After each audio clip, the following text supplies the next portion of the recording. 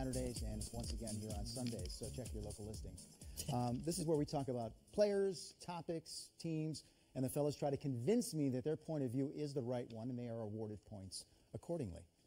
Let's play our game. Rick Fox, which is the most impressive part about this triple-double run for Russell Westbrook? Is it the number that he has, 9 points, rebounds, assists, or other? What is the most impressive aspect of this stretch of games? For me, right now, it is the rebounding. He is 10th in the league at 10.5, and at the guard position, the fact that he is able to not only rebound the basketball to make up the triple-double, because I get the scoring and I get the assists, but the fact that he's living in double digits rebounding when big men in our game fight to average these type of numbers, and he's doing it to the realm of some games 18, 16. So you know how tough it is to get 14, 15 rebounds. 100%. I had a career high. One game I had 16 rebounds, and and that was, I think 6 of them were off for free throw misses. So yes, it was. He is intently making it a point to be a big time rebounder for this team. So I mean, the fact that he's doing that is remarkable to me. Bonesy. I'm going to go with minutes. 35.7 minutes. It would be the most in his career, but in that, his conditioning, is conditioning count for you? Do you need a number? I said other. Okay, so the other part is the conditioning of Russell Westbrook, but 35.7 minutes, leading the league in usage rate at 41%. Like, that is an insane number right now for Russell to be doing that. And I think Oscar Robertson, in the year that he averaged a triple-double back in 61-62, Oscar played about 44 minutes a night. So for Russell to be playing less time, to be grabbing more rebounds and doing what he's doing, I think is just absolutely phenomenal. He is the only guy in the league right now, Vince, that's averaging 100 touches per game. Amazing. There's no other guy in the league doing it. I think James Harden's second to a lot of these things that Russell's doing, but Russell at 100 touches per game and getting the job done. I'll go minutes and conditioning. Yeah, this is a tough one. Survey says no. If I had to go from one, that is a great answer. However, I think it's rebounding as well, because these are not your guard variety rebounding nights. When you get into double figures, it's great, but he has the 14, 15, 16, 18 rebound games for a point guard running the offense as well. But minutes is right behind that. But Rick, I do have to award you the first point. So well played, both.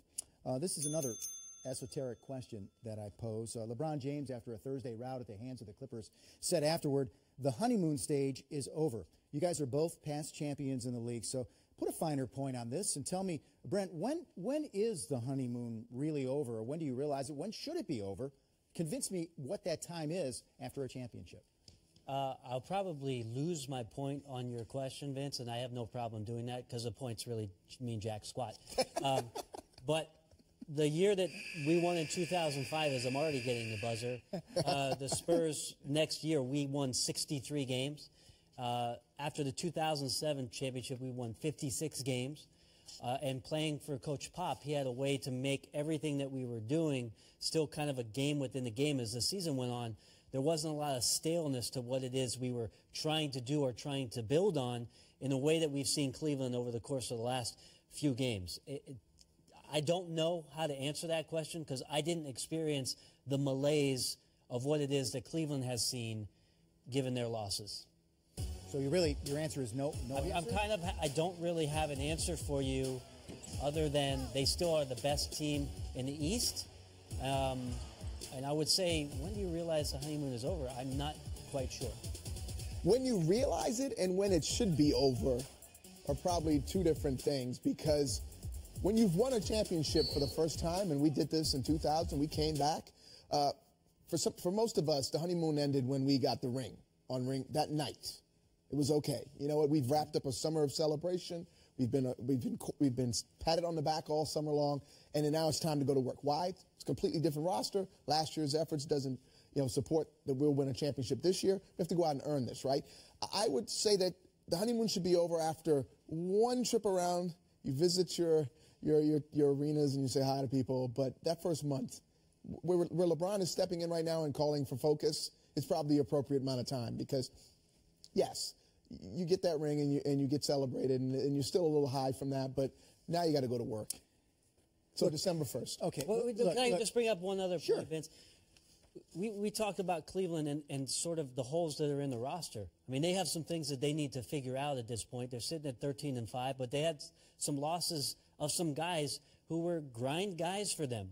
A lot of heart from Matthew Dellavedova, some inside presence in Mozgov. Now, these weren't the leading scorers on the team, but they were reliable players. And the team has yet to really figure out exactly how it is that they're going to make up for the loss of what they represent as teammates, not the statistics, but what they represent as teammates for this team. They've not yet done that. They have not. And the fact that you were both from just storied franchises and can't fathom a honeymoon of any sort, I'm going to split the point for you. Just because you guys have put, although the points don't mean much, right? Well, No. But apparently now they do, that you're on the board. Now that I've got half a point, yes. All right, we Very move on. happy about that. Convince me that Kevin Durant, the signing with the Warriors aside, that the top move of the year was Dwayne Wade to the Chicago Bulls. I like it. Yeah, Dwayne going home has paid dividends for the Bulls. I don't think they truly, maybe heading into free agent, thought that he would end up there. But you said aside from Kevin Durant, yeah. so I would say this has been the biggest move because of what it meant to Chicago, losing Derrick Rose, Noah moving on, bringing in someone that this city can connect to, someone that really wants to be there and understands championship-level basketball, which Chicago Bulls organization has been starved from the last years. They're dying to have that conversation revitalized. And Dwayne has been healthy, so the start to this season has paid dividends for them. He's really set a tone there He in has. Chicago, and I think he's said and done all the right things in coming back home. I'd really love to go off the grid here and bring up two names that are coaches, one in Luke Walton and the other one in Mike D'Antoni. I won't do that. I'll stick with the player aspect, Vince, and tell you that I think that the move that Utah made with George Hill coming over to be the point guard is probably the best offseason move that we've seen so far this year. He's shooting a career-best 53%.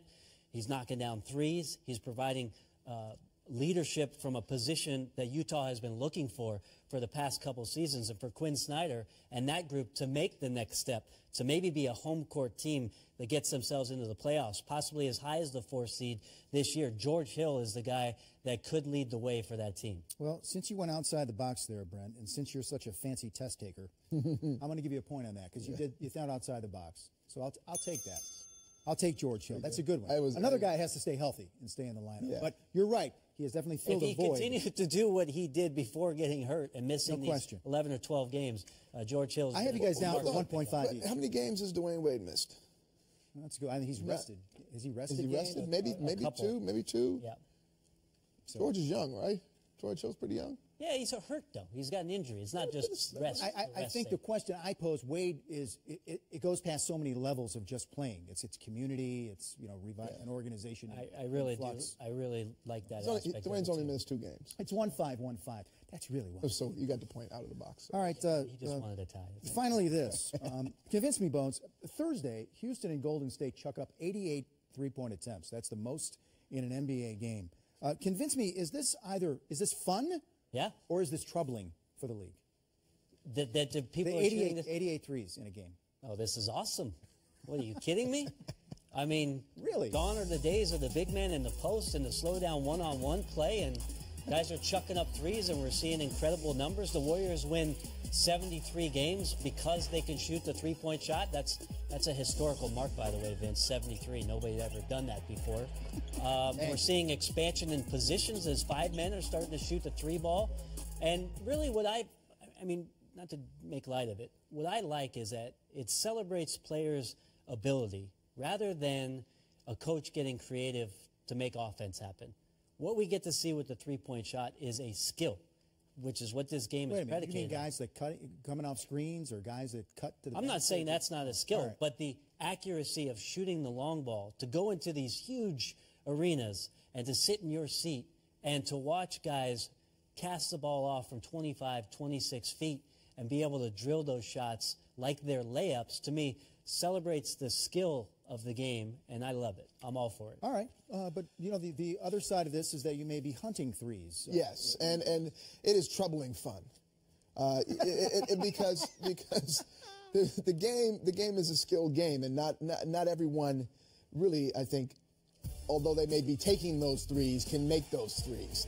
And what you find is that the Warriors, the Rockets, they're filled with players that actually have some of the best three-point making skill sets in our game, but not every team has those players. And so when they start to shift into this mode of, well, you know what, maybe we need to be taking 30, 35 shots. I can think of a number of different teams that in the beginning of the seasons and media day, coaches have come out and said, yeah, we're going to run more, we're going to take more threes. And then they get about a month into the season and realize that taking threes and making threes are two different things. And so there's a whole generation. Now we have our big men shooting threes. Some of them are three-point shooters. They can actually make them. But who's rebounding the ball now? Who's protecting the paint? Russell Westbrook is rebounding the ball, obviously, apparently. right? Yeah. And so for me, it's troubling because the game has gone the way of the off-season pickup style basketball game where it's the first look, you take it. You don't want to tax the paint. You live on the perimeter. I'm not buying that at all. I mean, it's made the game so much more entertaining and exciting. I said it's troubling fun. It's troubling fun. Well, how many games? How many games with your team down by 15 points with 2 minutes to go, 3 minutes to go, would you be able to come back and get into the game? But you want your big guys down by 15? You want your big guys shooting a lot of 12-footers with hands in their faces, or would you say, you know what, the three is better for us if you're not dunking the ball. We've got a chance to offensive rebound the ball, put the ball back in. It creates more points. It's here to stay. It's revolutionized the game. It's not going away. I know. In 1979, thank you, Chris Ford. You took and made the first three. Celtics versus Rockets. We're not going back. Well, what the dunk's going to be a has-been shot. Well, look. We won't have top 10 dunks. I'm with you guys. This is like spread offense in football, and we've got to throw 1-yard passes now. We've abandoned anything that's a structured run-type offense with the pass. Yeah, maybe I'm a little get off my lawn, old guy, but I'm a little troubled by the 88 threes in the game. I don't want folks to lose who they are and the league to lose what it is. But we're moving in that direction. So it's like Pop says, you know what? You either evolve or you die. So you know what, Bones? Let's start making 4-point shots and 5-point shots. Now you're getting ridiculous. Oh, now I'm crazy? Hey. Yeah, more ridiculous than convince me? I think not. Who got the point? It's 1.5, 1.5. Rick did. Yeah, it's a trouble. There it is. Points don't matter. You're a berry. You're a berry. Under all of that smooth exterior, you're a berry. We'll be right back with more.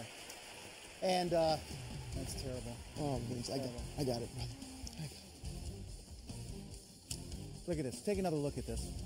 Watch this reaction. I'm sure the league office is going to hear about this. And we're going in your pocket, buddy.